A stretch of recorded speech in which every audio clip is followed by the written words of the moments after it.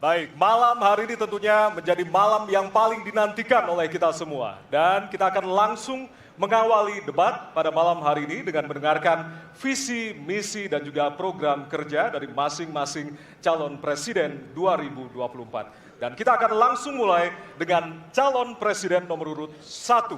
Kami persilakan kepada Bapak Anies Baswedan untuk maju ke atas panggung dan menyampaikan visi misinya. Kami persilakan Pak Anies untuk segera menuju ke panggung utama. Pak Anies, waktu Bapak adalah 4 menit dimulai dari sekarang. Assalamualaikum warahmatullahi wabarakatuh. Selamat malam dan salam sejahtera untuk semuanya. Bismillahirrahmanirrahim. Negara hukum menempatkan hukum sebagai rujukan utama untuk memastikan hadir rasa keadilan, memberikan kebermanfaatan, dan memberikan kepastian kepada semua. Ini harus dipegang teguh oleh pemegang kekuasaan, baik yang di puncak dan seluruh jajaran. Tapi apa yang terjadi? Banyak aturan ditekuk sesuai dengan kepentingan yang sedang memegang kekuasaan. Apakah ini akan diteruskan? Tidak. Ini harus diubah. Ini harus dikembalikan. Kemudian kita menyaksikan betapa pada hari-hari ini tatanan ketika kita menyelenggarakan pemerintahan sering tidak sesuai dengan prinsip-prinsip hukum yang kita pegang. Karena itulah kami melihat perubahan ini harus kita kembalikan. Negara ini adalah negara hukum, bukan negara kekuasaan. Dalam negara hukum, kekuasaan diatur oleh hukum. Dalam negara kekuasaan, hukum diatur oleh penguasa. Dan kita tidak menginginkan itu terjadi. Pada saat ini, kalau kita lihat hukum itu harusnya tegak begini. Inilah hukum. Dalam kenyataannya, dia bengkok. Dia tajam ke bawah, dia tumpul ke atas. Dan kondisi ini tidak boleh didiamkan, tidak boleh dibiarkan, dan harus berubah. Karena itu kita mendorong perubahan, mengembalikan hukum menjadi tegak kepada semuanya. Dan bila kita saksikan hari ini ada satu orang milenial bisa menjadi calon wakil presiden. Tetapi ada ribuan milenial, generasi Z yang peduli pada anak-anak bangsa, yang peduli pada mereka yang termarginalkan. Ketika mereka mengungkapkan pendapat, ketika mereka mengkritik pemerintah, justru mereka sering dihadapi dengan kekerasan, dihadapi dengan benturan, dan bahkan gas air mata. Apakah kondisi ini akan dibiarkan? Tidak, kita harus lakukan perubahan. Oleh karena itu, kami memperhatikan ini sebagai hal yang mendasar. Yang tak kalah penting, ini kedua nih, yang tak kalah penting. Kita menyaksikan pada saat ini, ada peristiwa seperti peristiwa Ibu Mega. Ibu Mega Suryani Dewi, seorang ibu rumah tangga yang mengalami kekerasan rumah tangga, lapor pada negara, tidak diperhatikan, dan dia meninggal korban kekerasan. Apakah akan dibiarkan? Tidak, ini harus diubah. Dan tidak kalah penting, hadir bersama saya di sini ayahnya Harun Ar-Rasyid. Harun Ar-Rasyid adalah anak yang meninggal, pendukung Pak Prabowo di Pilpres 2019 yang menuntut keadilan pada saat itu. Protes hasil pemilu. Apa yang terjadi? Dia tewas sampai dengan hari ini tidak ada kejelasan. Apakah ini akan dibiarkan? Tidak, ini harus diubah. Karena itu, kami mendedikasikan diri, hadir untuk memberikan komitmen bahwa dari puncak sampai ke bawah, kami akan tegakkan hukum pada siapa saja. Kami kembalikan marwah kehidupan bernegara yang menempatkan hukum sebagai tempat yang paling tinggi. Dan ketentuan itu berlaku kepada semua, termasuk ketika menyangkut urusan ASN, menyangkut urusan TNI dan Polri. Terima kasih. Assalamualaikum warahmatullahi wabarakatuh. Terima kasih. Bapak Anies, kami persilakan kembali ke tempat. Berikutnya kami persilakan. Harap tenang. Harap tenang. Harap tenang. Harap tenang para pendukung, harap tenang. Hadirin, kita akan harap lanjutkan tenang. ya. Harap tenang.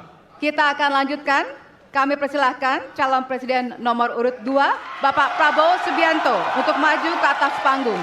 dan menyampaikan visi dan misi. Baik, para pendukung harap tenang, kita akan lanjutkan. Baik, silakan. Bismillahirrahmanirrahim. Assalamualaikum warahmatullahi wabarakatuh. Salam sejahtera kita sekalian.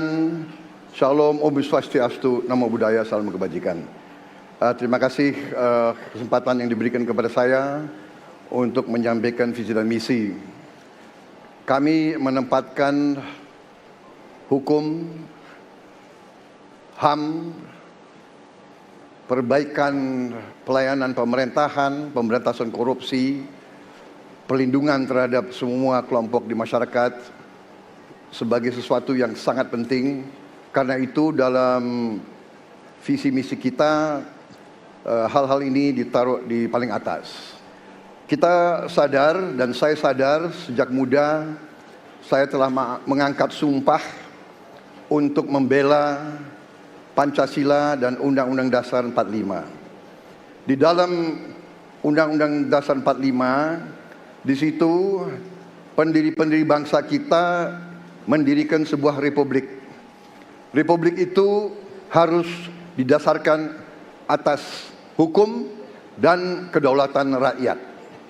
Itulah perjuangan saya selama ini. Dan saya pertaruhkan nyawa saya, jiwa saya untuk membela demokrasi, hukum dan HAM. Kita faham, kita mengerti masih banyak kekurangan. Tetapi kita harus bersyukur di tengah dunia yang penuh tantangan ketidakpastian, di mana terjadi perang di mana-mana, di mana negara-negara begitu banyak yang terjadi perang saudara, kerusuhan, Indonesia masih aman, Indonesia masih damai, Indonesia masih terkendali, harga-harga masih terkendali, ekonomi untuk rakyat kita masih aman. Karena apa? Karena kepemimpinan. Karena apa? Karena manajemen negara yang berhasil. Saudara-saudara, apakah di tengah 280 juta rakyat masa tidak ada kekurangan?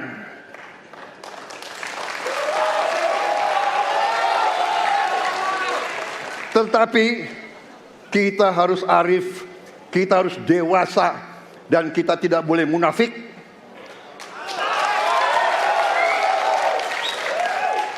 Pemimpin itu ingarso sung telodo, harus memberi contoh. Saudara-saudara sekalian, Prabowo Gibran, kita akan perbaiki yang harus diperbaiki. Kita akan tegakkan apa yang perlu ditegakkan. Dan kita bertekad memberantas korupsi sampai ke akar-akarnya. Memberantas korupsi sampai ke akar-akarnya. Saudara-saudara sekalian, saya kira demikian yang ingin saya sampaikan. Program kita baik, tujuan kita baik, keinginan kita baik. Mari kita berbuat kebaikan demi rakyat kita. Kita butuh persatuan dan kesatuan. Kita tidak perlu saling menghasut, saling mencela, saling menghina. Demi rakyat kita yang kita cintai, kita butuh kesejukan, ketenangan, kerukunan. Kita negara majemuk, kita negara ratusan kelompok etnis, berbagai agama besar. Pemimpin harus sejuk, pemimpin harus dewasa. Waktu Anda habis, kami persilakan untuk kembali ke tempat duduk. Baik.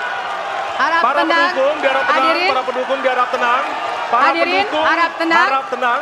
Nanti Harap ada tenang. waktunya untuk memberikan apresiasi dan juga teriakan serta tepuk tangan. Kita Ya. akan lanjutkan untuk pasangan berikutnya yang di penyampaian visi misi oleh calon Presiden nomor urut 3 kepada Bapak Prabowo, kepada Bapak Ganjar Pranowo. Kami persilakan untuk ke panggung.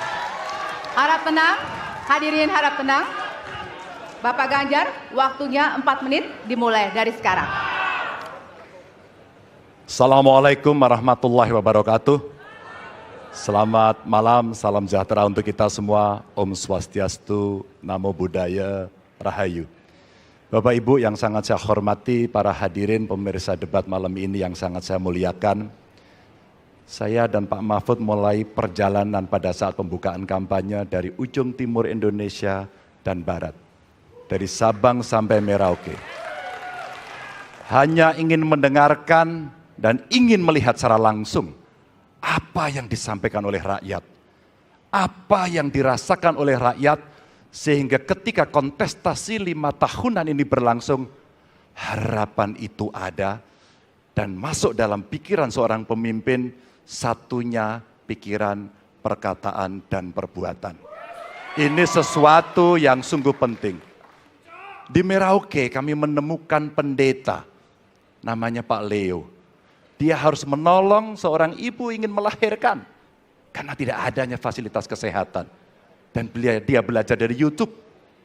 Sesuatu hak kesehatan yang tidak bisa didapat. Maka kita sampaikan kepada Pendeta Leo, kami akan bangunkan itu dan kami akan kerahkan seluruh Indonesia bahwa satu desa, satu puskesmas atau pustu dengan satu nakes yang ada. Pak Mahfud juga menyampaikan kepada para guru yang ada di Aceh, di Sabang sana. Ada juga guru agama di sana. Kita ingin membangun Indonesia yang hebat dengan SDM yang unggul. Tapi apakah kita sudah memperhatikan mereka? Tentu kemajuan yang selama ini ada, mesti kita lakukan jauh lebih cepat. Lebih satset. Dan perhatian itu mesti diberikan. Dan itulah di sana kita memperhatikan nasib para guru termasuk guru agama. Insentif kepada mereka kita berikan agar mereka bisa mengajarkan budi pekerti yang luhur dengan moderasi agama yang ada. Bapak Ibu, cerita ini belum cukup. Saya berjalan ke NTT. Kami ketemu dengan masyarakat yang ada di sana. Pak Ganjar, kenapa kami anak muda tidak mudah mendapatkan akses pekerjaan? Padahal itu hak kami. Kenapa kemudian kami mendapatkan kesulitan untuk akses internet padahal kami butuh belajar? Tidak sama dengan yang di Jawa. Catatan inilah yang mendorong pikiran kami, internet gratis untuk para siswa yang sedang bersekolah. Agar mereka punya kesamaan dengan kita semua yang ada di Jawa ini. Kami bergeser lagi, kemudian ketemu kawan-kawan penyandang disabilitas di NTB. Betapa bahagianya saya karena ketemu dengan orang yang berjuang dengan keras agar dia bisa setara dan pemerintah mesti perhatikan mereka untuk memberikan kesetaraan pada mereka itu. Tapi Bapak Ibu, saya mendengar ketika demokratisasi mesti berjalan dan demokrasi mesti kita jaga bersama, ada Ibu Sinta yang ketika menyampaikan pendapat harus berurusan dengan aparat keamanan. Ada Melki, ketua BEM yang kemudian ibunya harus diperiksa. Maka yang seperti ini harus usai. Dan mereka bisa mendapatkan kebaikan-kebaikan kalau governance terjadi. Maka yang ada di Kalimantan kami temukan. Masyarakat Dayak, mereka suku-suku yang ada, libatkan dong kami agar kami bisa mendapatkan akses yang sama. Semua ini bisa berjalan kalau kemudian pemerintahnya bersih. Pemerintahannya bisa akomodatif. Dan kita sikat korupsi itu tidak dengan kata-kata, dengan keseriusan. Pak Mahfud adalah mitra saya yang selama ini sebagai Menko mengeksekusi itu dengan baik. Kita akan lakukan itu, kami mohon dukungan rakyat, perintahkan kami untuk mengerjakan itu. Terima kasih. Wassalamualaikum warahmatullahi wabarakatuh. Kami persilakan kembali ke tempat. Bola.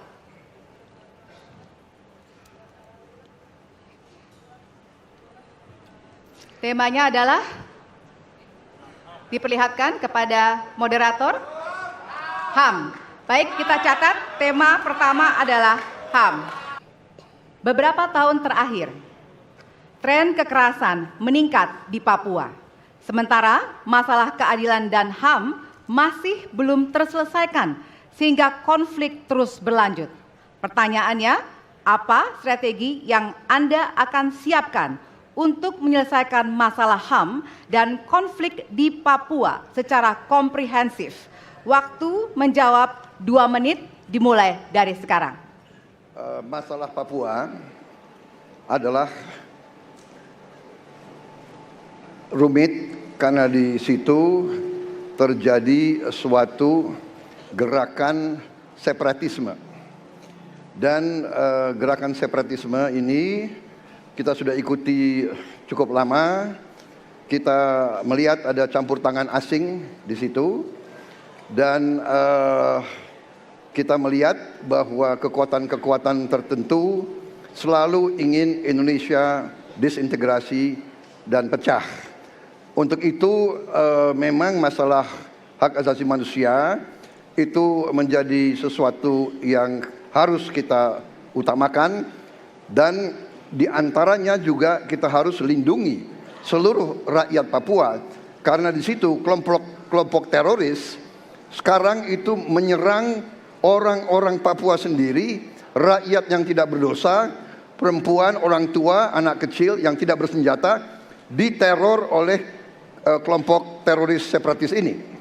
Jadi rencana saya pertama adalah tentunya menegakkan hukum, memperkuat aparat-aparat di situ, dan juga mempercepat pembangunan ekonomi. Dan Presiden Joko Widodo adalah presiden di Republik Indonesia yang paling banyak ke Papua. Paling banyak ke Papua. Kalau tidak salah sampai hari ini beliau sudah lebih dari 19 kali ke Papua. Dan peningkatan pertumbuhan ekonomi di bawah pemerintah Pak Jokowi yang paling pesat, yang paling tinggi selama sejarah Republik Indonesia. Jadi yang saya katakan, saya akan lanjutkan, kita harus membawa kemajuan ekonomi, sosial, services yang terbaik untuk rakyat Papua, melindungi rakyat Papua dari keganasan para separatis dan teroris, dan menjamin penegakan hak asasi manusia. Terima kasih. Baik. Dan selanjutnya, ya. Mohon Hadirin untuk tenang. harap tenang, Ya. kita lanjutkan. Baik, kami persilakan kepada calon presiden nomor urut 3 untuk menanggapi jawaban dari calon presiden nomor urut 2. Waktu Anda 1 menit, Bapak, dimulai dari sekarang. Terima kasih, tapi menurut saya rasanya tidak cukup Pak Prabowo. Karena dialog menurut saya menjadi sesuatu yang penting. Agar seluruh kekuatan yang ada di sana, seluruh kelompok yang ada di sana bisa duduk bersama untuk menyelesaikan itu. Itu menurut saya roots masalahnya. Pertanyaan saya simpel saja. Apakah Bapak setuju dengan model dialog yang saya tawarkan itu? Terima kasih. Saya setuju. Terima kasih. Baik, Baik. Bapak Jadi Prabowo, saya kita mau tahan jawab. dulu. Saya mau karena jawab. Waktunya Bapak merespon nanti setelah mendengarkan jawaban ataupun tanggapan dari paslon nomor Ya. 1. Atau terima kasih atas pengertiannya. Harap tenang, harap tenang, harap tenang hadirin, kita akan lanjutkan. Baik, selanjutnya kita akan lanjutkan dengan mempersilakan calon presiden nomor urut 1 untuk menanggapi jawaban calon presiden nomor urut 2. Waktunya 1 menit dari sekarang. Masalahnya bukan kekerasan. Karena ketika bicara kekerasan di Jakarta aja ada 3 pandangan. Ada yang menganggap ini terorisme, ada yang menganggap ini separatisme, ada yang menganggap ini kriminal. Di kita aja di Jakarta ada perbedaan pandangan. Apa masalah utamanya? Masalah utamanya adalah tiadanya keadilan di tanah Papua. Itu masalah utama. Oke? Jadi tujuannya bukan semata-mata tentang mentiadakan kekerasan. Karena damai itu bukan tiada kekerasan, damai itu ada keadilan. Itu prinsip utamanya. Nah, jadi caranya bagaimana? 1. Atas semua peristiwa pelanggaran HAM yang terjadi, dilakukan tindakan penyelesaian hingga tuntas. Oke? Yang kedua, mencegah terjadinya pengulangan dengan memastikan semua yang bekerja di Papua memahami bahwa yang harus dihadirkan bukan tidak ada kekerasan, tapi keadilan. Yang ketiga, melakukan dialog dengan semua secara partisipatif. Terima kasih. Baik, terima kasih. Terima kasih. Dan selanjutnya kami persilakan kembali kepada calon presiden nomor urut 2 untuk merespon tanggapan dari kedua calon presiden lainnya, dan waktu Anda 1 menit, Bapak, dimulai dari sekarang. Benar, saya sangat setuju. Kita harus ada pendekatan dialog. Benar, ya. Dan saya juga setuju. Harus. Tunggu dulu, aku mau jawab.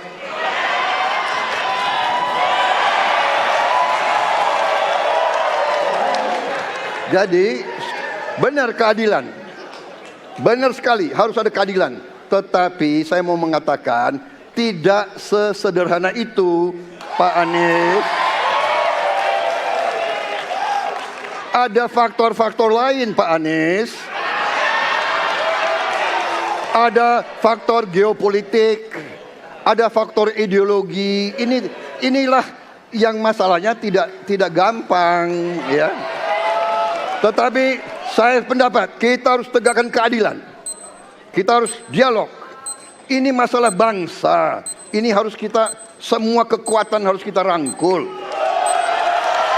Baik, waktu habis, Bapak. Waktu habis, Bapak. Terima kasih. Hadirin harap tenang.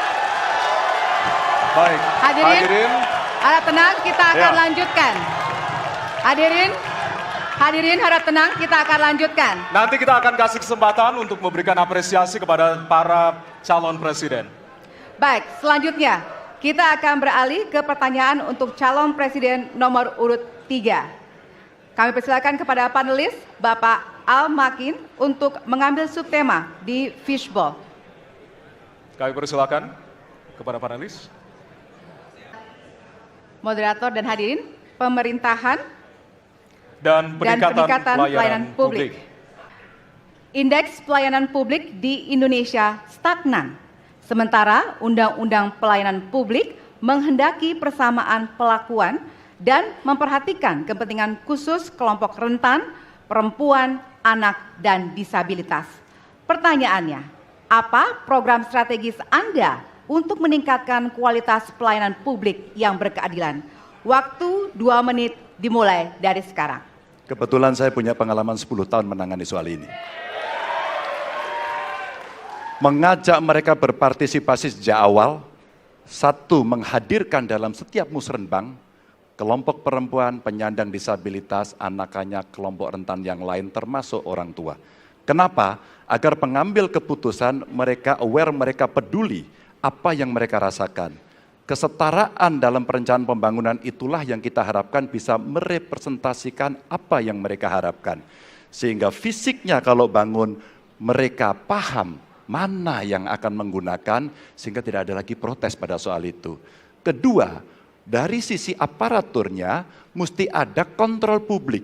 Maka kalau saya membuat pengalaman kami membuat lapor GUP sebagai satu ruang komplain publik yang pemerintah nggak boleh baperan, pemerintah harus menerima seluruh masukan dan kritikan, inilah yang akan kita angkat menjadi government super apps. Sehingga ketika itu tidak berjalan, pemerintah tertinggilah yang harus kemudian mengambil alih itu, sehingga pelayanan akan bisa jauh lebih baik, sehingga kelompok-kelompok ini harus mendapatkan afirmasi.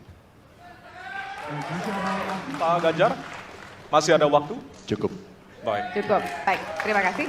Ya, dan kami persilakan kepada calon presiden nomor urut 1 untuk menanggapi jawaban dari calon presiden nomor urut 3. Waktu Anda 1 menit dimulai dari sekarang, Pak. Prioritaskan pada pelayanan mereka yang rentan. 1, penyandang disabilitas. 2, perempuan, terutama ibu hamil. 3, anak-anak dan lansia. Itu prioritas. Kemudian pelayanannya, buatkan pelayanan yang transparan dan terukur. Pelayanan pemerintah itu tidak ada yang baru. Semua yang dilayani pemerintah itu hal yang berulang.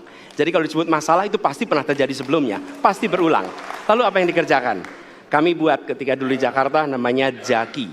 Jaki adalah sebuah super apps yang membuat setiap pelayanan ada ukurannya. Contoh, bila lapor pohon tumbang, maka kami memberikan arahan kepada jajaran berapa jam harus beres. Ketika dikatakan ada laporan tentang peristiwa X, maka berapa waktunya harus beres. Semua ukuran pelayanan dibuat transparan. Lalu publik yang melapor tahu persis, saya lapor kapan, harus selesai kapan. Dengan begitu standarisasi akan bisa terjadi. Terima kasih. Baik. Terima kasih atas tanggapannya. Silahkan kepada calon presiden nomor urut 2 untuk menanggapi jawaban calon presiden nomor urut 3. Waktunya 1 menit dari sekarang. Menurut pandangan saya, kelompok rentan itu juga termasuk para petani dan nelayan.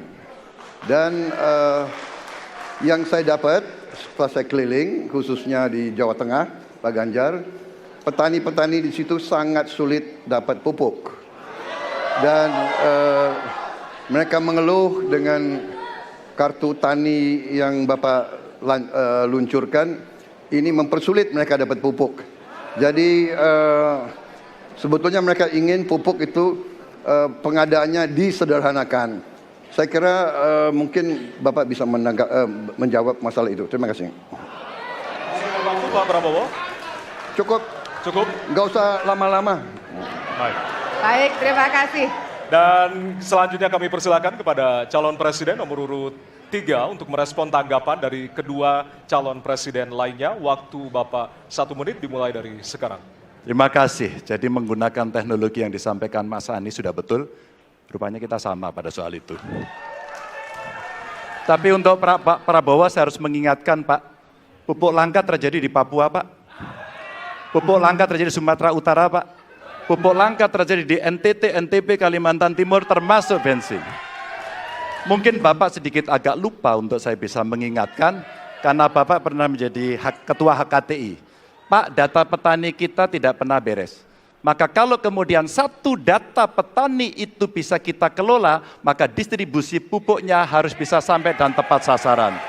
Pada saat yang sama, kuota pupuk tidak boleh dibatasi. Maka ini yang saya telepon langsung kepada Pak Wapres saat itu. Pak Wapres please, kasih tambahan. Kalau tidak cukup. Dan ini terjadi di seluruh Indonesia. Maka inilah mesti kita kerjakan nanti. Baik. Masih ada waktu? Mau ditambahkan Pak? Cukup. Cukup? Cukup. Baik. Baik, terima kasih. Hadirin, kita akan beralih ke pertanyaan selanjutnya. Tema ketiga adalah penanganan disinformasi dan kerukunan warga. Sejauh ini masih banyak ditemukan kasus-kasus persekusi, kekerasan, dan diskriminasi oleh satu kelompok masyarakat terhadap kelompok lainnya. Pertanyaannya, apa kebijakan Anda untuk melindungi warga negara dan memperkuat toleransi dalam masyarakat Indonesia yang majemuk? Waktunya 2 menit dimulai dari sekarang. Setiap pelanggaran hukum tidak boleh dibiarkan tak dihukum. Karena apabila dibiarkan, dia akan menular dan dia akan dianggap sebagai sesuatu yang benar. Karena itu langkah yang pertama adalah setiap kali ada pelanggaran dikerjakan oleh siapapun, kapanpun, dimanapun, maka tegakkan aturan, tegakkan hukum. Nomor 1. Yang kedua, ketika kita berbicara kerukunan, maka kita harus melakukan usaha berkomunikasi dengan semua. Negara tidak boleh memusuhi salah satu unsur yang ada di masyarakat. Nggak boleh. Negara adalah penyelenggara yang harus menjangkau semua.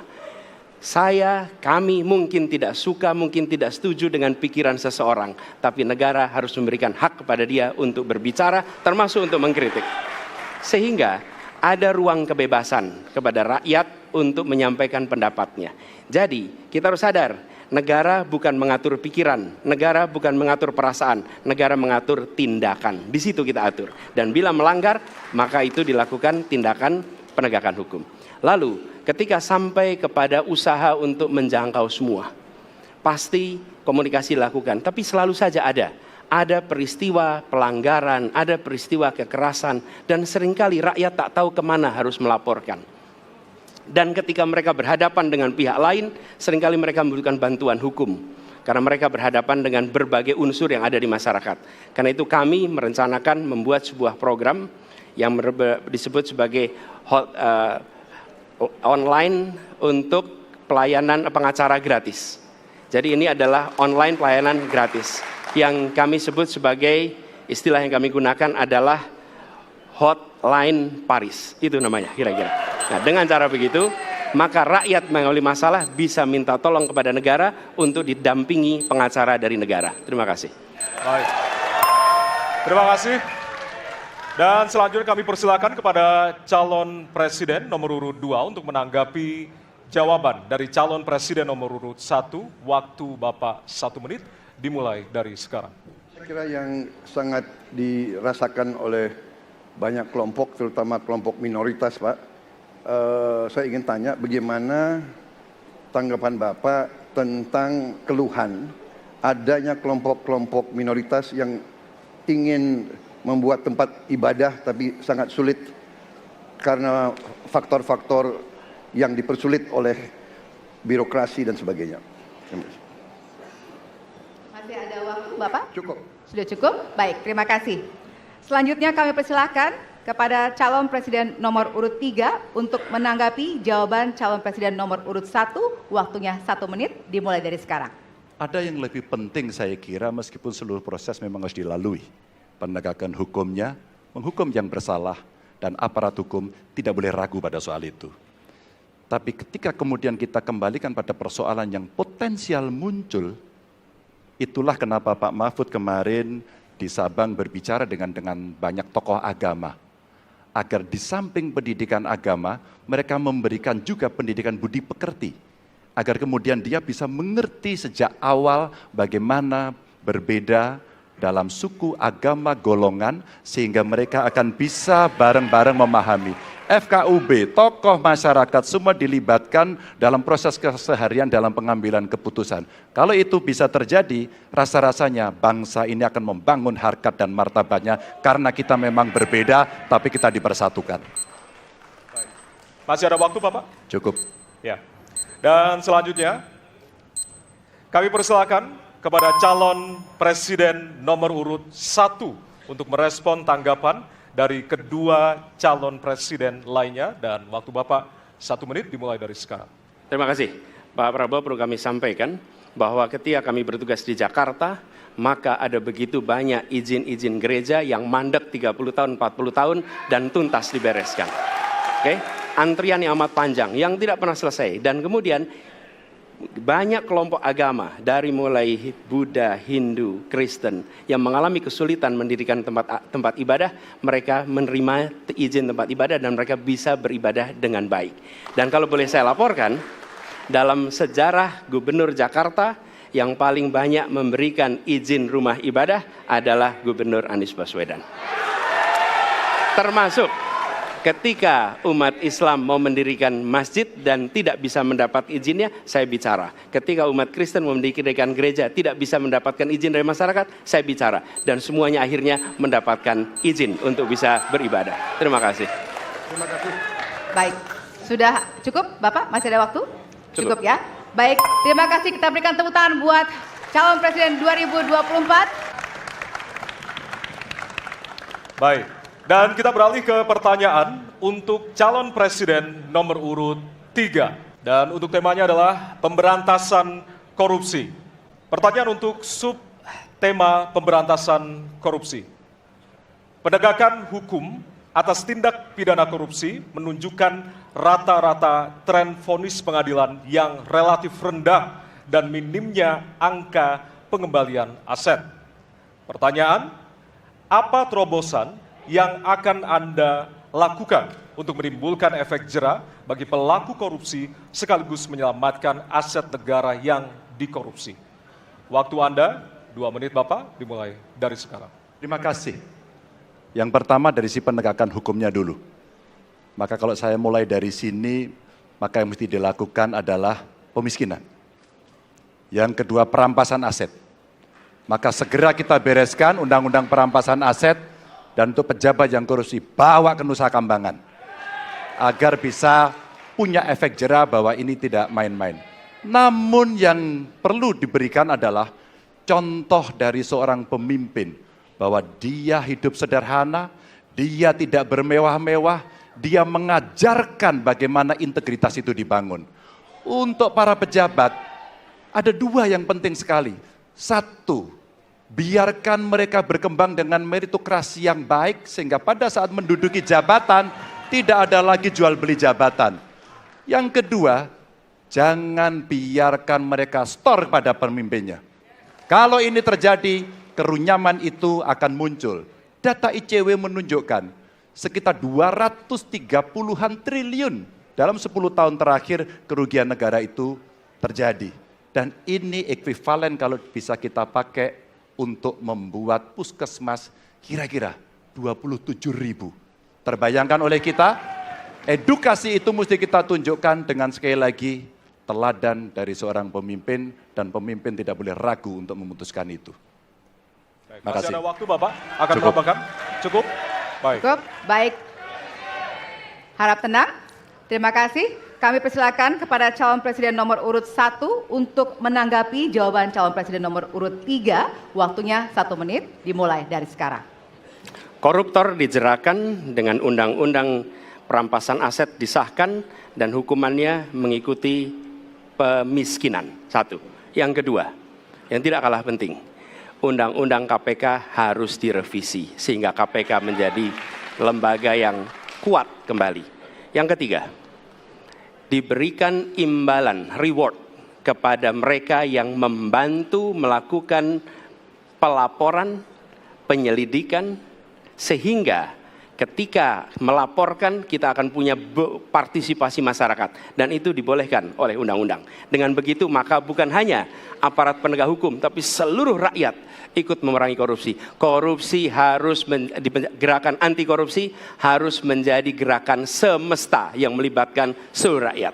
Kemudian yang keempat, yang tidak kalah penting adalah standar etika untuk pimpinan KPK harus standar yang tinggi. Terima kasih. Baik. Ya. Dan selanjutnya kami silakan kepada calon presiden nomor urut 2 untuk menanggapi jawaban dari calon presiden nomor urut 3. Waktu Bapak 1 menit dimulai dari sekarang. Terus terang saja, saya dalam hal ini setuju dengan sikap dan jawaban dari Pak Ganjar masalah korupsi. Korupsi adalah pengkhianatan terhadap bangsa. Korupsi harus diberantas sampai ke akar-akarnya. Kita harus perkuat KPK, kita harus perkuat juga kepolisian, kita harus perkuat juga kejaksaan, kita harus perkuat ombudsman, semua badan-badan yang bisa membantu untuk mitigasi korupsi harus kita perkuat. BPK, BPKP, inspektorat di tiap kementerian ini harus diperkuat. Jadi saya sependapat korupsi harus diberantas sampai seakar-akarnya. Terima kasih. Waktu masih ada, Bapak? Cukup. Cukup. Baik, terima kasih. Kami persilakan calon presiden nomor urut 3 untuk merespon tanggapan dari kedua calon presiden lainnya. Waktunya 1 menit, dimulai dari sekarang. Terima kasih. Ternyata pada isu ini di antara 3 kami relatif sepakat. Mudah-mudahan ini harapan baik untuk masyarakat. Maka yang mesti kita sampaikan kepada masyarakat, inilah janji politik di depan rakyat. Maka kalau kemudian kita bisa menyatukan yang saya sampaikan di awal, pikiran kita sudah sama, perkataan kita sudah sama, maka kalau perbuatannya tidak sama, kitalah yang dihukum oleh rakyat. Maka mudah-mudahan pemilu besok ini akan menghasilkan semangat yang sama untuk kita memberantas korupsi. Integritas itu penting sekali dan nomor 1. Masih ada waktu Bapak? Cukup. Cukup? Baik. Apa? Baik, temanya adalah penguatan demokrasi. Baik. Salah satu pilar penting demokrasi adalah partai politik. Namun kepercayaan publik terhadap partai politik di Indonesia selalu rendah. Pertanyaan, apa kebijakan yang akan Anda lakukan untuk melakukan pembenahan tata kelola partai politik? Waktu untuk menjawab 2 menit dimulai dari sekarang. Saya rasa lebih dari sekedar partai politik. Rakyat tidak percaya kepada proses demokrasi yang sekarang terjadi. Itu jauh lebih luas dari sekedar partai politik. Ketika kita bicara demokrasi, minimal ada 3. 1, minimal 3 nih. 1 adalah adanya kebebasan berbicara. Yang kedua, adanya oposisi yang bebas untuk mengkritik pemerintah dan menjadi penyeimbang pemerintah. Yang ketiga, adanya proses pemilu, proses pilpres yang netral, yang transparan, jujur, adil. 3. Dan kalau kita saksikan akhir-akhir ini, 2 ini mengalami problem. Kita menyaksikan bagaimana kebebasan berbicara menurun, termasuk mengkritik partai politik. Dan angka demokrasi kita menurun, indeks demokrasi kita. Bahkan pasal-pasal yang memberikan kewenangan untuk digunakan secara karet kepada pengkritik, misalnya Undang-Undang ITE atau pasal 14-15 Undang-Undang nomor 1 tahun 1946. Itu semua membuat kebebasan berbicara menjadi terganggu. Yang kedua, oposisi. Kita saksikan minim sekali adanya oposisi selama ini. Dan sekarang ujiannya adalah besok. Bisakah pemilu diselenggarakan dengan netralitas, dengan adil, dengan jujur? Ini ujian ketiga. Jadi, persoalan demokrasi kita lebih luas dari segala persoalan kepada partai politik. Nah, bagaimana untuk partai politik sendiri? Partai politik perlu mengembalikan kepercayaan. Tapi di sini ada peran negara. Menurut saya salah satu masalah yang mendasar, partai politik ini memerlukan biaya. Dan biaya politik selama ini tidak pernah diperhatikan di dalam proses politik. Untuk kampanye, untuk operasional partai, semua ada biayanya. Sudah saatnya pembiayaan politik itu dihitung dengan benar. Ada transparansi, sehingga rakyat pun melihat ini institusi yang bisa dipertanggungjawabkan. Jadi salah satu reformnya adalah reform pembiayaan politik oleh partai politik. Terima kasih. Baik. Waktu sudah habis, terima kasih. Kini kami persilakan calon presiden nomor urut 2 untuk menanggapi jawaban calon presiden nomor urut 1. Waktunya 1 menit, dimulai dari sekarang. Mas Anies.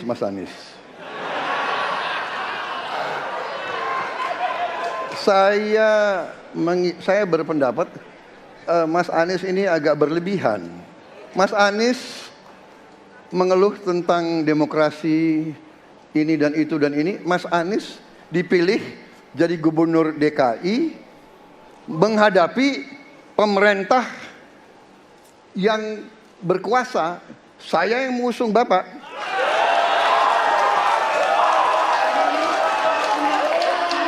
Kalau demokrasi kita tidak berjalan, tidak mungkin Anda jadi gubernur.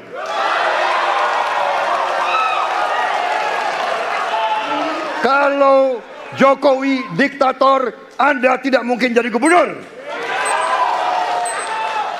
Saya waktu itu oposisi, Mas Anies. Anda ke rumah saya, kita oposisi, Anda terpilih. Waktu habis, Bapak. Harap tenang, Bapak Prabowo. Baik, para pendukung, kami mohon untuk tenang, para pendukung. Para pendukung, Baik. harap tenang. Kita akan lanjutkan dialog kita. Harap tenang, hadirin, harap tenang. Kami sampaikan kembali, hadirin harap tenang. Apabila tidak tenang, maka debat tidak dapat dilanjutkan. Ya, kami mohon kerjasamanya kepada para hadirin yang berada di halaman gedung KPU untuk bisa menaati aturan yang telah kita sepakati bersama. Ya.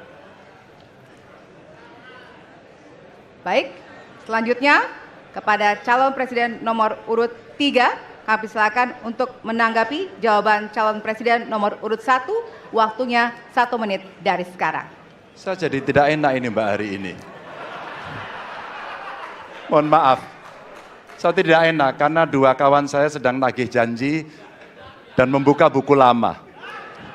Tapi percaya begini, yang pertama tidak ada demokrasi tanpa partai politik. Tidak ada, suka tidak suka, mau tidak mau. Dan fungsi partai politik itu adalah agregasi, sumber rekrutmen kader, pendidikan politik. Kebetulan saya pernah menjadi ketua pansus undang-undang partai politik. Maka pada saat perdebatan penguatan dari sisi anggaran, penguatan dari sisi partisipasi masyarakat mesti dilakukan, saat itu tidak terlalu banyak yang setuju. Maka Mas Anies, soal oposisi tidak oposisi, soal kepentingan saja kok. Kapan kita bertemu, kapan kita tidak bertemu, dan kemudian kita akan bersikap pada posisi masing-masing. Tapi yang penting, pendidikan politik kepada masyarakat itulah yang menjadi PR besar dari partai politik agar cepat dewasa. Oke, waktu Anda habis, Bapak. Ya, dan kita akan lanjutkan. Baik, kita akan lanjutkan debatnya, Bapak Ibu. Kita akan lanjutkan ke pertanyaan selanjutnya untuk calon presiden nomor urut 1. Ya. Untuk merespon tanggapan dari dua calon presiden lainnya, waktunya 1 menit dari sekarang. Ya. Terima kasih. Ketika kita menghadapi sebuah proses demokrasi, di situ ada pemerintah dan ada oposisi. Dua-duanya sama terhormat. Dan ketika proses pengambilan keputusan itu dilakukan, bila ada oposisi, maka selalu ada pandangan perspektif berbeda yang membuat masyarakat bisa menilai. Karena itu oposisi itu penting dan sama-sama terhormat. Sayangnya tidak semua orang tahan untuk berada menjadi oposisi.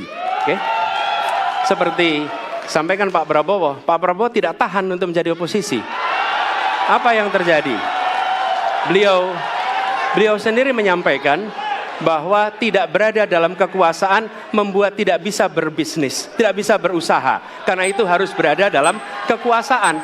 Kekuasaan lebih dari soal bisnis, kekuasaan lebih dari soal uang, kekuasaan soal kehormatan untuk menjalankan kedaulatan rakyat. Baik, waktu Anda Baik, habis Bapak. terima Kami kasih. mohon sekali lagi kepada para hadirin yang berada di halaman KPU. Ditahan dulu. Baik.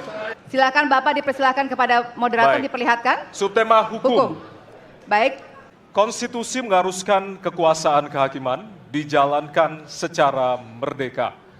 Sementara lembaga kekuasaan kehakiman saat ini cenderung diintervensi oleh cabang kekuasaan lainnya.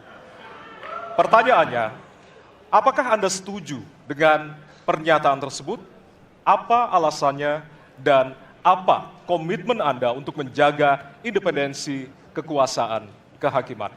Waktu Anda 2 menit, Bapak, dimulai dari sekarang. Saya sangat setuju bahwa kehakiman harus independen, kehakiman harus yudikatif, ya, harus independen, dan harus kuat, dan tidak boleh diintervensi oleh kekuasaan. Saya sangat setuju itu.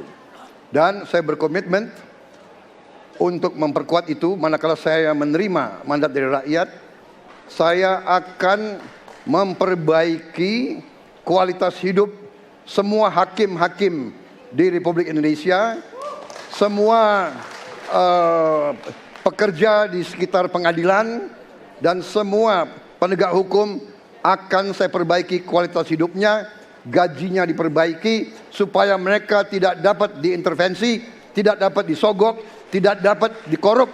Itu komitmen saya kepada rakyat Indonesia. Terima kasih. Masih ada waktunya, Bapak. Silakan menambahkan. Cukup. Cukup. Ya. Baik. Baik.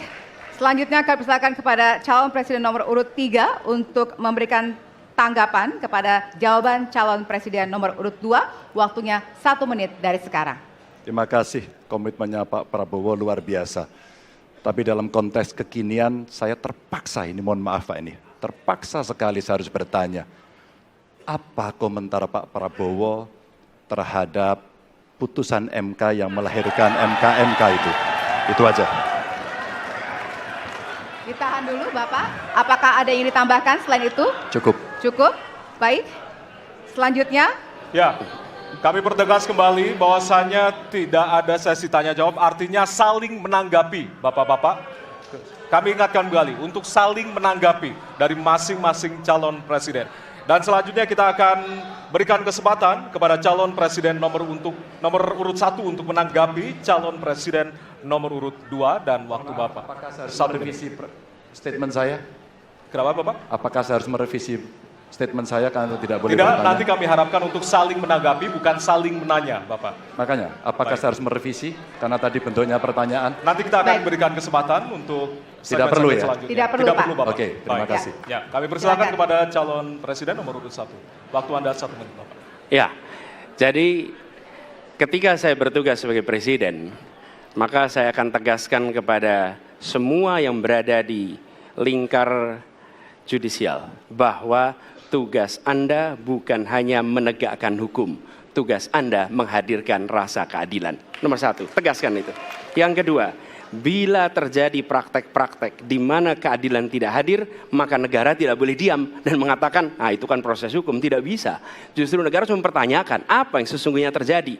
Dan itulah yang kemudian harus dikerjakan oleh negara, memastikan bahwa proses hukum benar-benar berorientasi kepada keadilan. Lalu kepada mereka yang bertugas, tadi disampaikan bahwa harus memastikan mereka memiliki remunerasi yang baik. Ya, itu penting. Dan yang tidak kalah penting adalah semua proses dilakukan secara transparan. Promosi transparan, kasus transparan, sehingga ada kepercayaan kepada proses pengadilan. Terima kasih. Baik, waktu habis. Selanjutnya kami persilakan kepada calon presiden nomor urut 2 untuk merespon tanggapan dari calon presiden lainnya. Waktunya 1 menit dari sekarang. Saya kira mengenai Mahkamah Konstitusi, aturannya sudah jelas. Kita juga bukan anak kecil, rakyat kita juga pandai, rakyat kita lihat, rakyat kita tahu. Mas Ganjar, kita tahulah ya bagaimana prosesnya, ya. Yang intervensi siapa, ya kan? Yang intervensi siapa? Tapi intinya adalah kita tegakkan konstitusi, kita tegakkan undang-undang, kita perbaiki yang kurang sempurna, dan kita patuh kepada komitmen undang-undang itu sendiri. Jadi saya kira itu tentang apa tadi disampaikan Pak Anies. Dalam hal ini saya setuju dengan Pak Anies. Dalam hal ini. Waktunya masih ada, Bapak? Saya sependapat kita harus membuat yudikatif kuat, harus ada merit system, harus ada ujian-ujian yang baik.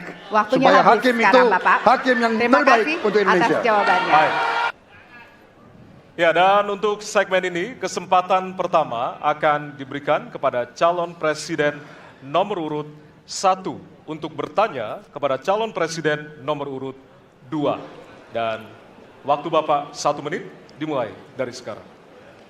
Terima kasih. Pada tanggal 25, Pak Prabowo mendaftar ke KPU sebagai pasangan calon presiden, calon wakil presiden. Sesudah keputusan MK. Dan kemudian di MK dibentuk MK yang hasilnya mengatakan bahwa terjadi pelanggaran etika berat yang menyebabkan keputusan yang dibuat oleh MK secara etika bermasalah. Kemudian Bapak punya waktu sampai dengan tanggal 13 November. Karena di situ adalah waktu terakhir untuk mengambil keputusan bila ada perubahan. Sesudah Bapak mendengar bahwa ternyata pencalonan persyaratannya bermasalah secara etika, pertanyaan saya, apa perasaan Bapak ketika mendengar bahwa ada pelanggaran etika di situ? Baik, waktunya habis. Kami berikan kesempatan kepada calon presiden nomor urut 2 untuk menjawab selama 2 menit. Waktunya dimulai dari sekarang. Jadi Mas Anies ya memang suatu perkembangan politik itu ada beberapa segi perspektif ya. Jadi tim saya, para pakar hukum yang mendampingi saya menyampaikan bahwa dari segi hukum tidak ada masalah. Masalah yang dianggap pelanggaran etika sudah diambil tindakan dan keputusan ya waktu itu oleh pihak yang diberi wewenang, kemudian sudah ada tindakan, dan tindakan pun itu masih diperdebatkan karena yang bersangkutan masih memproses. Tetapi intinya adalah bahwa keputusan itu final dan tidak dapat dirubah. Ya, saya laksanakan ya. Dan kita ini bukan anak kecil, Mas Anies ya. Anda juga paham ya. Sudahlah ya. Sekarang begini. Intinya rakyat yang putuskan, rakyat yang menilai. Kalau rakyat tidak suka Prabowo dan Gibran, nggak usah pilih kami, saudara-saudara sekalian. Dan saya tidak takut tidak punya jabatan, Mas Anies. Sorry ya. Sorry ya. Para penang, Mas para Anies, pendukung, Mas Anies, saya tidak punya apa-apa. Saya sudah siap mati untuk negara ini. Baik. Waktu Anda habis, Bapak, dan selanjutnya kami persilakan kepada calon presiden nomor urut 1 untuk menanggapi jawaban dari calon presiden nomor urut 2. Waktu Bapak 1 menit. Dimulai dari sekarang. Fenomena ordal ini menyebalkan. Di seluruh Indonesia kita menghadapi fenomena ordal. Mau ikut kesebelasan ada ordalnya. Mau masuk jadi guru ordal. Mau daftar sekolah ada ordal. Mau dapat tiket untuk konser ada ordal. Ada ordal di mana-mana yang membuat meritokratik nggak berjalan. Yang membuat etika luntur. Dan ketika fenomena ordal itu bukan hanya di masyarakat, tapi di proses yang paling puncak terjadi ordal, maka rakyat kebanyakan, dan ini saya rasakan beberapa waktu yang lalu, beberapa orang guru berjumpa dengan saya dan mereka mengatakan, Pak, di tempat kami pengangkatan guru-guru itu mendasarkan ordal. Kalau tidak ada ordal, nggak bisa jadi guru, nggak bisa diangkat. Lalu apa jawabannya? Atasan saya bilang, wong yang di Jakarta aja pakai ordal, kenapa kita di bawah tidak boleh pakai ordal? Negeri ini rusak apabila tatanan Waktunya itu hilang. habis. Ya. Sekarang kami berikan kesempatan kepada calon presiden nomor urut 2 untuk menanggapi tanggapan dari calon presiden nomor urut 1. Waktunya 1 menit dari sekarang. Mas Anies. Dalam demokrasi, kekuasaan tertinggi ada di rakyat. Hakim yang tertinggi adalah rakyat. Tanggal 14 Februari, rakyat yang akan mengambil keputusan. Kalau kami tidak benar, salah, berkhianat, rakyat yang akan menghukum kami. Waktu masih ada, Bapak? Sudah cukup? Baik, terima kasih. Harap tenang hadirin, kita akan lanjutkan. Ya, kita akan lanjutkan. Dan untuk kesempatan ini kami berikan kepada calon presiden nomor urut 2 untuk bertanya kepada calon presiden nomor urut 3. Dan waktu Bapak 1 menit dimulai dari sekarang. Mas Ganjar punya pengalaman sebagai gubernur. Saya ingin bertanya bagaimana pemikiran Bapak untuk mengatasi pengangguran yang masih banyak, terutama lulusan-lulusan sekolah dan sarjana yang belum tertampung. Mungkin pengalaman Bapak bisa Bapak memberi suatu pencerahan kepada kami. Terima kasih. Waktunya masih ada, Bapak ada yang ingin ditambahkan? Baik, cukup. Oke. Selanjutnya kami berikan kesempatan kepada calon presiden nomor urut 3 untuk menjawab selama 2 menit. Waktunya dimulai dari sekarang. Terima kasih Pak Prabowo. Isu ini sangat kontekstual dan saya kira dari pertanyaan masyarakat begitu sulitnya mendapatkan pekerjaan. Ada beberapa poin Pak. Yang pertama adalah membuka ruang investasi yang cukup besar dengan cara memastikan penegakan hukumnya bisa berjalan baik, kepastian hukumnya berjalan dengan baik, transparan, akuntabel, mudah, murah, cepat dalam sebuah layanan. Tanpa itu dilakukan, mereka akan minggat dan mereka akan pergi, tidak mau datang. Yang kedua, ketika mereka datang, sudah masuk berinvestasi katakan, pusat-pusat pertumbuhan sudah diberikan kepada mereka oleh pemerintah dengan fasilitasi kawasan industri umpama, insentif pajak umpama, kemudahan perizinan, ease of doing business umpama, maka ketika kemudian itu sudah berjalan, Pak, yang mesti disiapkan adalah SDM. Ketangguhan SDM untuk menjemput itulah yang kita siapkan. Apa itu? Sekolah vokasi, nggak ada yang lain. Dan kemudian SDM inilah yang kita bisa pastikan bahwa mereka sampai dengan 12 tahun mesti sekolah dan gratis. Inilah yang kemudian bisa kita dorong untuk kemudian mereka bisa naik. Ada juga tindakan afirmasi sekaligus untuk menurunkan kemiskinan adalah setiap satu keluarga miskin kita kasih kesempatan satu anaknya sampai ke perguruan tinggi. Karena itulah yang akan membongkar dan kemudian memberikan ruang pekerjaan yang jauh lebih banyak kepada mereka. Maka peran-peran inilah yang mesti kita dorong. Kawasan industri Kendal sudah bekerja sama dengan 100-an lebih sekolah vokasi. Kawasan industri di Batang sedang kita siapkan, bahkan kita bangunkan sekolah.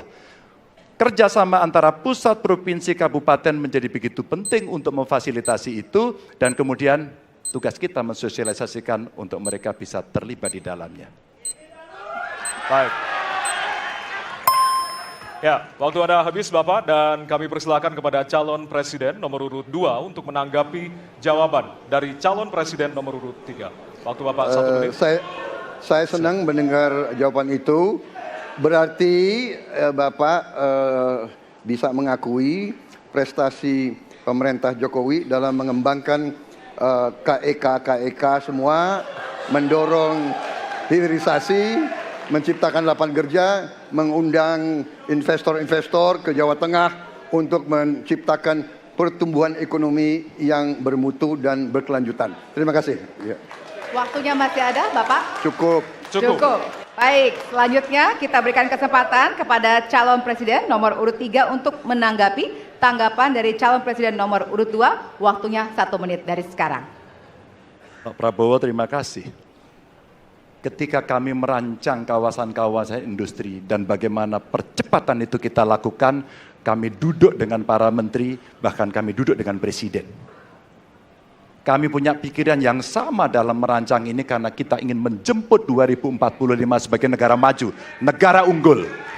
Itu yang harus kita ciptakan. Maka ketika kemudian soal setuju tidak setuju, kami hampir 10 tahun. Bahkan proyek-proyek strategis nasional yang ada di Jawa Tengah, saya bereskan, Pak. Karena itu bentuk tanggung jawab kami sebagai wakil pemerintah pusat di daerah, dan kami tahu posisi itu agar kita berada dalam satu barisan menjemput keunggulan Indonesia di 2045. Masih ada waktu, Bapak? Cukup. Cukup? Baik. Ya, dan selanjutnya kita akan berikan kesempatan calon presiden nomor urut 3 untuk bertanya kepada calon presiden nomor urut 1. Dan waktu Bapak 1 menit dimulai dari sekarang. Mas Anies pernah menjadi gubernur ibu kota. Dan hari ini menjadi isu publik, saya barusan dari IKN. Mas Anies, dengan berbagai kondisi yang ada di Jakarta, traffic jam, orang bermigrasi, bagaimana polusi yang terjadi, saya pengen dapat statement yang clear dari Mas Anies. Apa pendapat Mas Anies ketika kemudian Indonesia sentris itu ingin dibangun, mimpi besar anak bangsa sejak presiden sebelumnya ingin dibangun untuk memindahkan ibu kota dari Jakarta ke IKN. Silakan. Baik, waktunya masih ada, Bapak? Cukup. Cukup? Baik, terima kasih. Kemudian kami silakan calon presiden nomor urut 1 untuk memberikan jawaban selama 2 menit dimulai dari sekarang. Kalau ada masalah jangan ditinggalkan, diselesaikan. Itu filosofi nomor 1. Jadi ketika di Jakarta menghadapi masalah, maka masalah lingkungan hidup, masalah lalu lintas, kepadatan penduduk, ini harus diselesaikan. Ditinggalkan tidak kemudian membuat otomatis selesai.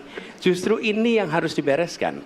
Kalau kami melihat, begitu kita bicara lalu lintas, kontribusi aparat sipil negara di dalam kemacetan itu hanya 4-7%. Jadi nggak akan mengurangi kemacetan di sini. Yang kedua, soal lingkungan hidup. Kalau yang pindah itu pemerintah, bisnis, keluarga masih tetap di sini, masih tetap ada masalah. Karena itu kami berpandangan, masalah yang di Jakarta harus diselesaikan dengan transportasi umum yang dibangun. Kemudian yang kedua, menambah taman yang dibangun, transportasi umum berbasis elektrik. Dan itu semua dikerjakan untuk membuat Jakarta menjadi kota yang nyaman, aman, kota yang membuat kita bisa hidup dengan sehat. Itu terkait dengan Jakarta. Jadi, jangan kita meniru pemerintah Belanda. Mereka punya kota tua. Ketika kota tua turun permukaan, mereka pindah ke selatan, bikin di sekitar Monas. Ditinggalkan, masalah tidak diselesaikan. Kita harus menghadapi masalah dengan menyelesaikan. Lalu yang kedua, terkait dengan IKN. Ketika kita memiliki masalah yang masih urgen di depan mata kita, di Kalimantan sendiri, kebutuhan untuk membangun sekolah yang rusak sangat banyak. Membangun kereta api atau jalur tol antar kota di Kalimantan itu urgen. Yang merasakan dari uang itu siapa? Rakyat. Sementara yang kita kerjakan hanya membangun tempat untuk aparat sipil negara bekerja, bukan untuk rakyat dan bukan pusat perekonomian. Baik. Ya, waktu Anda habis dan kami persilakan kepada calon presiden nomor urut 3 untuk menanggapi jawaban dari calon presiden nomor urut 1. Waktu Bapak 1 menit, disilakan. Apakah boleh saya simpulkan kalau begitu, Mas Anies dalam posisi yang oposisi terhadap beberapa kebijakan termasuk IKN, menolak IKN dilanjutkan. Terima kasih. Cukup Waktunya? Bapak? Cukup. Baik. Baik, selanjutnya kami berikan kesempatan kepada calon presiden nomor urut 1 untuk menanggapi tanggapan dari calon presiden nomor urut 3. Waktunya 1 menit dari sekarang. Inilah salah satu contoh produk hukum yang tidak melewati proses dialog publik yang lengkap. Sehingga dialognya sesudah jadi undang-undang. Dan ketika dialognya sudah undang-undang, siapapun yang kritis dianggap oposisi, siapapun yang pro dianggap pro pemerintah. Kenapa? Karena tidak ada proses pembahasan yang komprehensif yang memberikan ruang kepada publik. Ini negara hukum, bukan negara kekuasaan. Dalam negara hukum, berikan ruang kepada publik untuk membahas sebuah peraturan sebelum dia ditetapkan. Tapi ini nada-nadanya seperti negara kekuasaan, di mana penguasa menentukan hukum. Dan kemudian dari situ kita berdebat pro kon. Kami melihat ada kebutuhan-kebutuhan urgen yang dibangun untuk rakyat. Kalau hari ini kita belum bisa menyiapkan pupuk lengkap, tapi pada saat yang sama kita membangun sebuah istana untuk presiden, di mana rasa keadilan kita? Oke? Mas Anies pernah jadi gubernur 5 tahun di DKI. Anggaran DKI setahun sekitar 80 T. Jumlah penduduk Indonesia DKI 10 juta kira kurang lebih. APBD Jawa Barat 35 T, jumlah penduduknya 50 juta, 5 kali DKI. Tetapi selama Mas Anies mimpin, sering sekali DKI menerima indeks polusi tertinggi di dunia. Bagaimana dengan anggaran 80 T, Pak Anies sebagai gubernur tidak dapat berbuat sesuatu yang berarti untuk mengurangi polusi? Terima kasih. Waktunya masih ada, Bapak? Sudah cukup? Baik, kita akan lanjutkan pada calon presiden nomor urut 1. Kami beri kesempatan untuk menjawab pertanyaan selama 2 menit, dimulai dari sekarang. Pak Prabowo, terima kasih atas pertanyaan yang bagus, tetapi kurang akurat. Saya akan jelaskan, Pak. Ketika satu daerah mengatakan di tempat kami tidak ada COVID, di tempat kami COVID banyak, lalu yang tidak ada COVID kami tanya, kenapa tidak ada COVID? Nah, kami nggak punya alat testing, Pak. Karena tidak punya alat testing, maka tidak ada COVID. Yang punya alat testing, maka ada COVID. Okay? Saya tidak tanya COVID, saya tanya polusi. Boleh saya selesaikan dulu? Ya. Jadi, apa yang terjadi? Di Jakarta kami memasang alat pemantau polusi udara. Bila masalah polusi udara itu bersumber dari dalam kota Jakarta, maka hari ini, besok, minggu depan konsisten selalu akan kotor. Tapi apa yang terjadi? Ada hari di mana kita bersih, ada hari di mana kita kotor. Ada masa minggu pagi, Jagakarsa sangat kotor. Apa yang terjadi? Polusi udara tak punya KTP. Angin tak ada KTP-nya. Angin itu bergerak dari sana sini. Ketika polutan yang muncul dari pembangkit listrik tenaga uap mengalir ke Jakarta, maka Jakarta punya indikator, karena itu Jakarta mengatakan ada polusi udara. Ketika anginnya bergerak ke arah Lampung, ke arah Sumatera, ke arah Laut Jawa, di sana tidak ada alat monitor, maka tidak muncul. Dan Jakarta pada saat itu bersih. Kalau problemnya dari dalam kota saja, maka konsisten tiap waktu. Ya, kita punya masalah polusi. Karena itu kita kerjakan dengan apa? Kita lakukan, Pak. 1, dengan pengendalian emisi dari kendaraan bermotor. Dan pengujian emisi sekarang wajib. Yang kedua, elektrifikasi kendaraan umum. Yang ketiga, konversi kendaraan umum. Dan dulu yang naik kendaraan umum hanya 350.000 per hari, sekarang 1 juta per hari. Jadi itu kita kerjakan untuk menangani soal polusi di Jakarta. Baik. Masih ada waktu, Bapak? Cukup? Ya. Kami persilakan kepada calon presiden nomor urut 2 untuk kemudian menanggapi jawaban dari calon presiden nomor urut 1. Waktu Bapak 1 menit dimulai dari sekarang. Ya susah kalau kita menyalahkan angin dari mana saja ya. Jadi saya bertanya dengan anggaran segitu besar, jumlah penduduk, langkah-langkah yang bisa dilakukan untuk dengan real dalam 5 tahun mengurangi polusi, juga di mana rakyat Jakarta begitu banyak yang mengalami sakit pernafasan. Jadi saya kira kalau kita dengan gampang menyalahkan angin, hujan dan sebagainya, ya mungkin tidak perlu ada pemerintahan kalau begitu, ya. Terima kasih. Ya. Masih ada waktu? Akan menambahkan? Cukup. Cukup. Baik, selanjutnya kami berikan kesempatan kepada calon presiden nomor urut 1 untuk menanggapi tanggapan dari calon presiden nomor urut 2. Waktunya 1 menit, dimulai dari sekarang. Ya, inilah bedanya yang berbicara pakai data, yang berbicara pakai fiksi. Oke? Ini pakai data. Jadi ketika ditunjukkan, ya memang ada sumber polutan dari dalam kota. Tapi kalau sumber polutan itu hanya dari dalam kota, maka Pak pakai logika sederhana sekali. Jumlah motor dari hari ke hari sama, jumlah mobil dari hari ke hari sama. Maka harusnya angka polusinya sama setiap waktu. Betul tidak? Tapi jumlah motor sama, jumlah mobil sama, ada kita sangat polusi. Ada sisi sangat tidak polusi. Nanti kalau perlu saya kirimkan gambar satelitnya kepada Bapak, supaya Bapak bisa menyaksikan. Dan inilah mengapa kita mengambil langkah itu pakai ilmu pengetahuan, pakai data, dan menggunakan saintis untuk terlibat. Kalau tidak pakai itu, maka nggak akan ada langkah yang benar.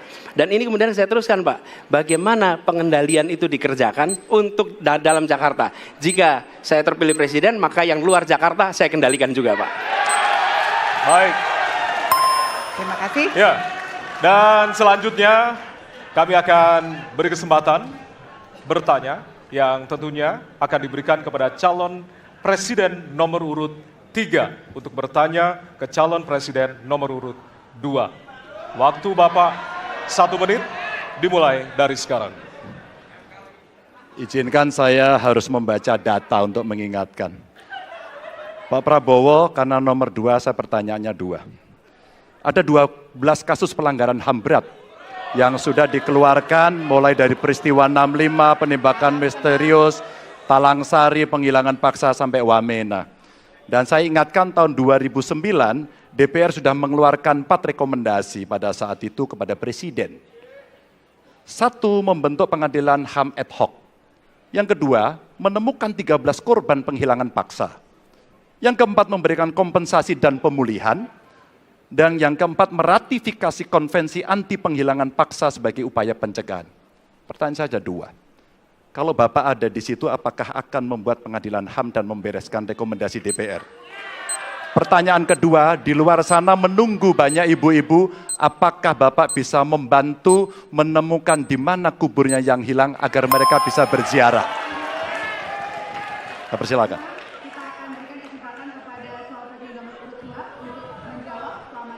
Waktunya dari sekarang.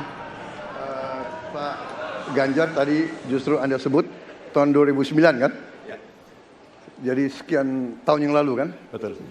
Dan masalah ini ditangani justru oleh wakil presiden Anda. Ya. Ya. Jadi apalagi mau ditanya kepada saya? Saya sudah menjawab berkali-kali, ada rekam digitalnya. Saya sudah jawab berkali-kali. Tiap 5 tahun kalau polling saya naik, ditanya lagi soal itu.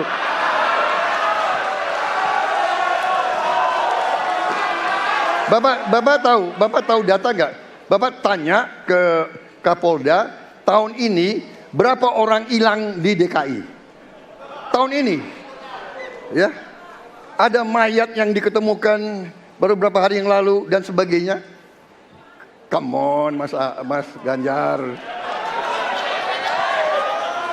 Ya, jadi saya tadi katakan, saya merasa bahwa saya yang sangat keras membela hak asasi manusia. Nyatanya orang-orang yang dulu ditahan, tapol-tapol, yang katanya saya culik, sekarang ada di pihak saya membela saya, saudara sekalian.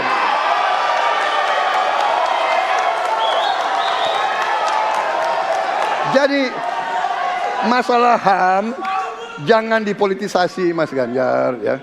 Menurut saya, ya. Saya kira begitu jawaban saya. Masih ada waktu, Yang Bapak. kedua, Pak. Akan menambahkan? Cukup. Cukup. Oke. Baik. Dan selanjutnya kami persilakan kepada calon presiden nomor urut 3 untuk menanggapi jawaban dari calon presiden nomor urut 2. Waktu Bapak 1 menit, dimulai dari sekarang. Prabowo ini punya ketegasan yang luar biasa. Luar biasa. Tapi sayang pada dua jawaban ini sama sekali tidak punya ketegasan itu. Kenapa saya sampaikan? Pertanyaan saya sebenarnya satu. Apakah kalau Bapak jadi presiden akan membuat pengadilan HAM?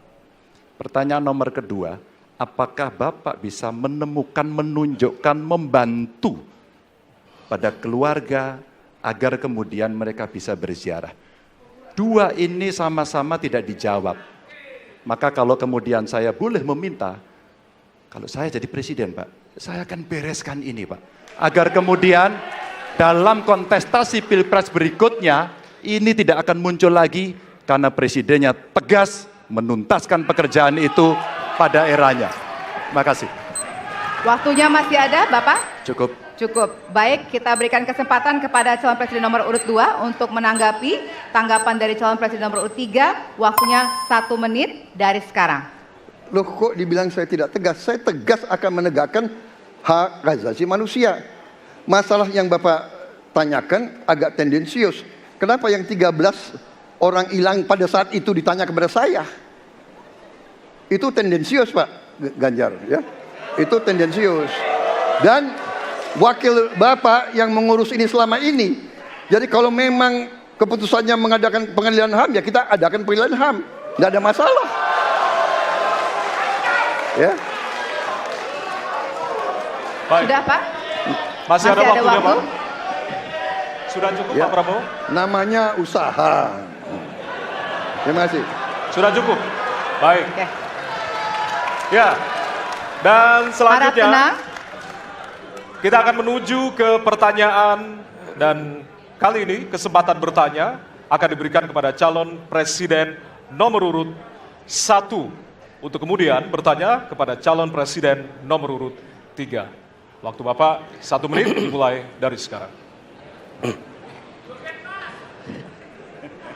Ada dua peristiwa yang menarik perhatian dan perlu kita bahas di sini. Peristiwa Kanjuruhan dan peristiwa kilometer 50. Di situ proses hukum sudah dijalankan. Tetapi rasa keadilan masih belum muncul.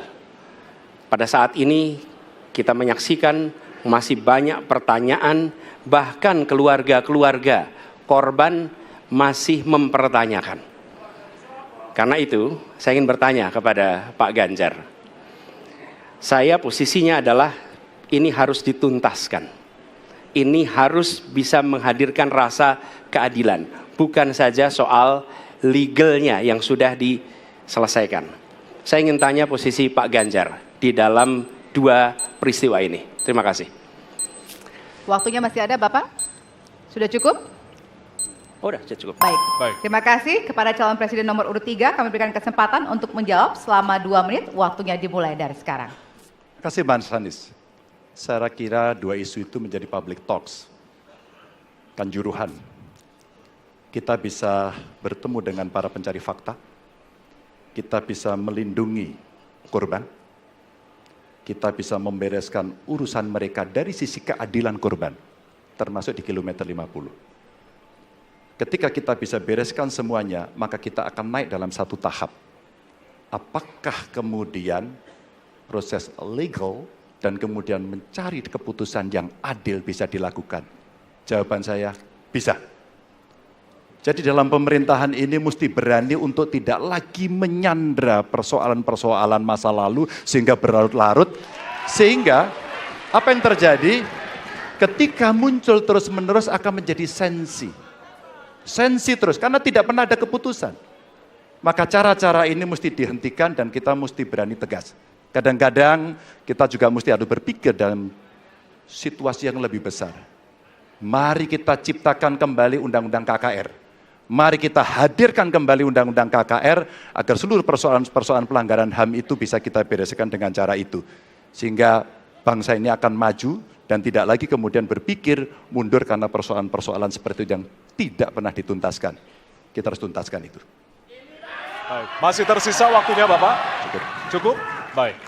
Ya, dan kami silakan kepada calon presiden nomor urut 1 untuk menanggapi jawaban dari calon presiden nomor urut 3. Ya. Waktu Anda 1 menit, Bapak. Ya, jawabannya kurang komprehensif karena masalahnya lebih kompleks dari itu, Pak Ganjar. Tapi izinkan saya sampaikan, untuk seperti ini minimal saya melihat harus mengerjakan minimum 4 hal. 1 adalah memastikan bahwa proses hukum menghasilkan keadilan. Yang kedua, ungkap seluruh fakta sehingga kebenaran menjadi pengetahuan semua, termasuk closure bagi keluarga. Yang ketiga, korban harus ada kompensasi, clear. Dan yang keempat, negara harus memberikan jaminan bahwa peristiwa-peristiwa seperti ini tidak boleh berulang kembali. 4 harus dikerjakan. Nah, saya kemudian melihat untuk itu bisa dikerjakan, maka kita tidak bisa abu-abu seperti yang tadi disampaikan.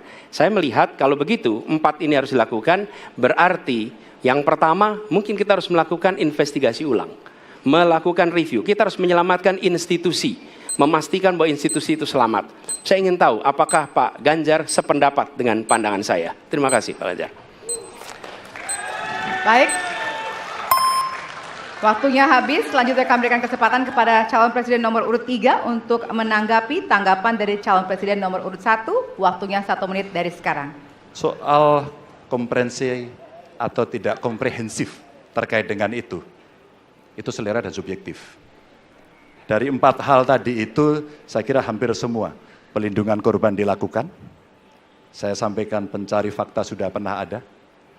Kalau kemudian tidak terjadi, tidak boleh terjadi lagi, saya kira itu value yang mesti dicontohkan. Kita kerjakan semuanya. Saya orang yang tidak pernah abu-abu. Hitam, putih, sat-set.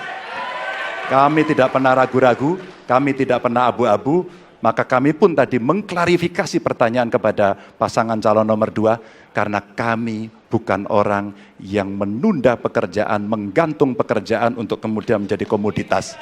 Saya selesaikan itu. Masih ada waktunya Bapak? Akan Cukup. ditambahkan? Baik.